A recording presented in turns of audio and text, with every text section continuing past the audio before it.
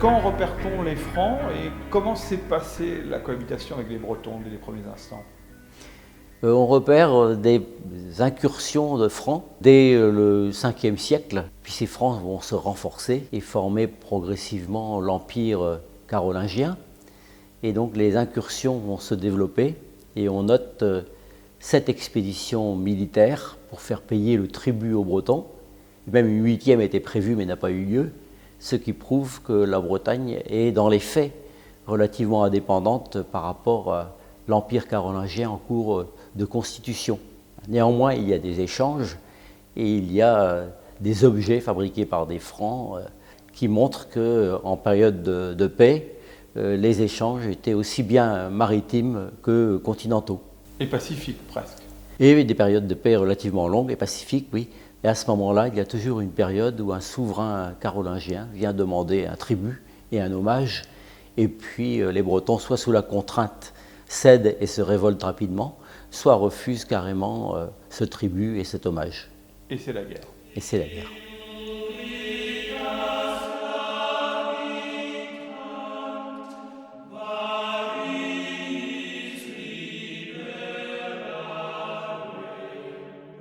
Nominoé, lui, était un prince breton, originaire, semble-t-il, de la région vantaise.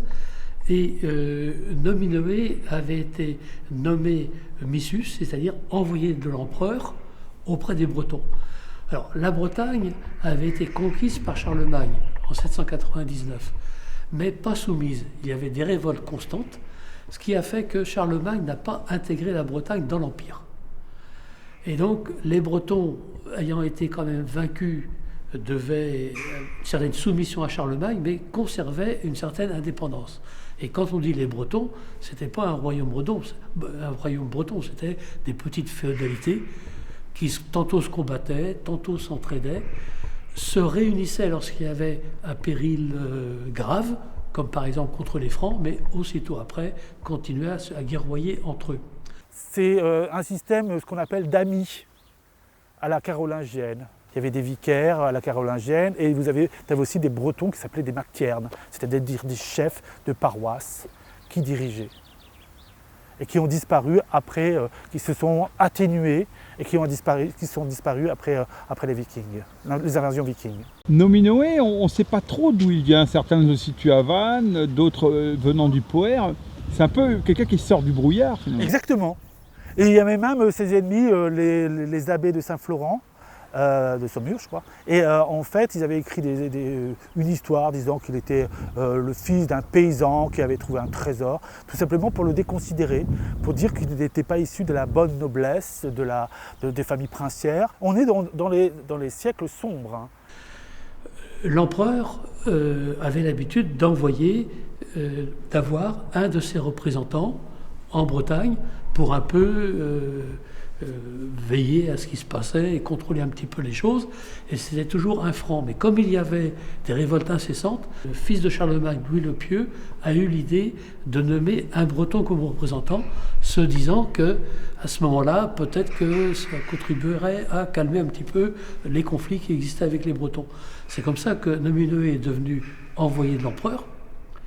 Et étant envoyé de l'empereur, eh bien, il avait un serment de fidélité vis-à-vis de l'empereur. Il était très fidèle à l'empereur.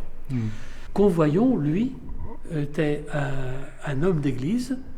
Il décide de fonder son abbaye en ce lieu qui est un lieu quand même un peu bizarre pour fonder une abbaye, parce qu'on est près d'une rivière, la Vilaine, voie navigable, c'était important, dans un lieu qui était peut-être un peu isolé, mais contrairement à ce qu'on pense, ce n'était pas un lieu dépeuplé. En fait, il faut savoir que le pouvoir religieux, jusqu'à la Révolution française, était extrêmement puissant, dans le sens que c'est lui qui s'occupe de toute l'administration. C'est la première strate de l'administration, en Bretagne, mais aussi ailleurs. La laïcisation de l'administration ne date que du XIIIe siècle. On ne peut pas diriger au Moyen-Âge, et surtout pas au Moyen-Âge, une région comme la Bretagne, qui est très très grande, 32 000 km², sans les abbés, les évêques et les prêtres. On ne peut pas. Donc résultat, il faut absolument les contrôler. Et Nominoé le sait.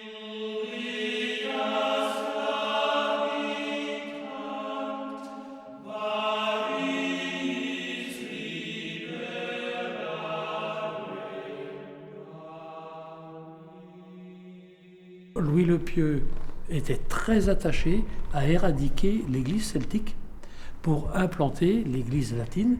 Et sur un plan monastique, c'était les bénédictins.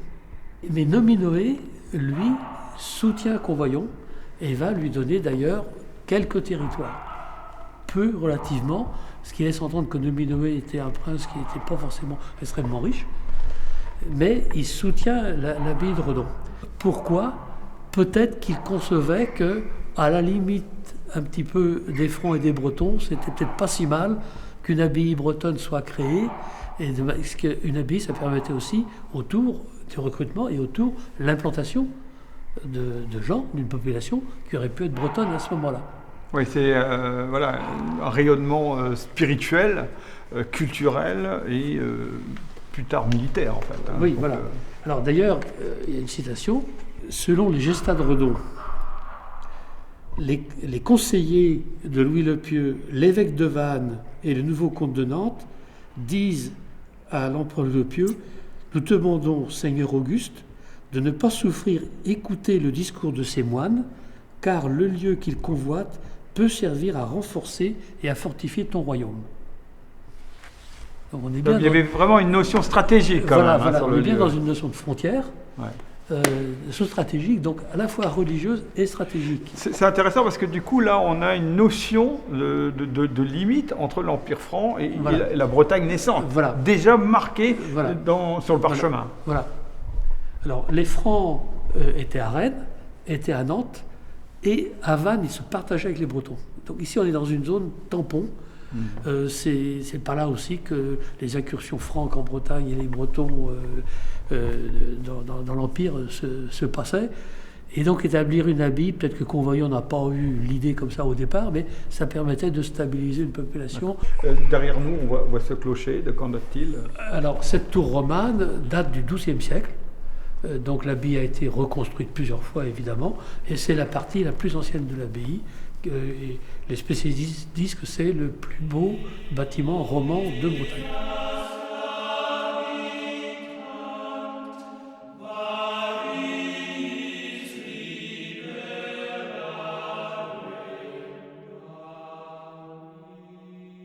Honorant Nominoé. Ainsi, M. Dagneau écrivait en 1922 « Souhaitons que le monument grandiose dû par la Bretagne et Nominoé, et dont il fut plus d'une fois question, déjà en 1922, soit enfin réalisé. » Il y a eu un projet de statut de Nominoé à cheval en 1934 avec pas mal de projets qui ont été proposés par des artistes. De nombreux artistes ont répondu et envoyé des maquettes qui toutes retiennent l'attention. Ça, c'était le journal de l'époque qui disait ça. Et il y a eu un vote populaire et il y a une statue même qui a récolté 429 voix. Il y avait eu des portes de montée devant la mairie de Redon en 1934. Ils rappelaient les remparts et compagnie. Oui, des choses en contreplaqué ou en bois. Oui, hein. oui, Ouais. oui. Ouais, j'ai vu les photos de ça de l'époque. Hein. Ouais. Il y avait je ne sais combien de bagades et de cercles. Là, j'ai tout le catalogue, là, je l'ai scanné. Hein. S'il y en a que ça intéresse, je t'envoie ça, tiens, d'ailleurs. Parce qu'ils mettent Redon berceau de la Bretagne, hein, dans les articles à l'époque. Ah ben oui. Donc voilà, c'est pour dire que ce mémorial n'est pas une lubie hein, qui nous est tombée dessus comme ça en 1918, en 2018, mais que ça fait plus d'un siècle qu'on en parle, hein, de statut de Nominoé. Voilà, c'est pour ça que le Conseil régional nous a soutenus, qu'on a des soutiens officiels et autres. Donc j'évoque rapidement les différents soutiens qu'on a eus, hein, qui nous ont permis de payer nos fournisseurs, ou qui vont nous permettre de les payer pour 80 000 € pratiquement. Ça